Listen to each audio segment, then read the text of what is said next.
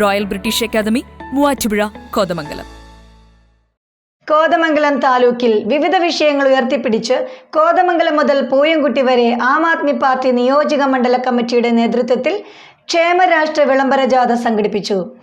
ആയിരക്കണക്കിന് ആദിവാസികൾ ഉൾപ്പെടെയുള്ള എല്ലാ ജനവിഭാഗങ്ങൾക്കും പ്രയോജനകരമായ രീതിയിൽ പഴയ ആലുവ മൂന്നാർ രാജപാത സഞ്ചാരയോഗ്യമാക്കണമെന്ന് ആം ആദ്മി പാർട്ടി വിളംബര ജാഥയിലൂടെ ആവശ്യപ്പെട്ടു.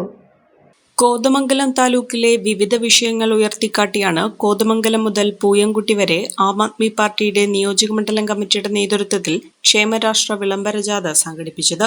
കുട്ടമ്പുഴ പഞ്ചായത്തിലെ 5 വാർഡുകളെ ബന്ധിപ്പിക്കുന്ന വടാട്ടുപാറ നിവാസികൾക്ക് പഞ്ചായത്തിലും മറ്റും വേഗത്തിലെത്തിച്ചേരാനുള്ള ബംഗ്ലാക്കടവ് പാലം അടിയന്തരമായി നിർമ്മിക്കുക, താലൂക്കിലെ മുഴുവൻ കൈവശം ഭൂമിയുള്ള കർഷകർക്കും പട്ടയം നൽകുക, കുട്ടമ്പുഴ കേന്ദ്രീകരിച്ച് ആർട്സ് കോളേജ് തുടങ്ങുക, ഗവൺമെന്റ് നേതൃത്വത്തിൽ പഠനം നടത്തി പെരിയാറ്റിൽ മണൽവാരൽ പുനരാരംഭിക്കുകയും താലൂക്കിൽ ഒരു സർക്കാർ മണൽ ഡിപ്പോ സ്ഥാപിക്കുകയും ചെയ്യുക തുടങ്ങിയ വിവിധ ആശയങ്ങൾ ഉന്നയിച്ചുകൊണ്ടാണ് ക്ഷേമരാഷ്ട്ര വിളംബര ജാഥ നടത്തിയത്.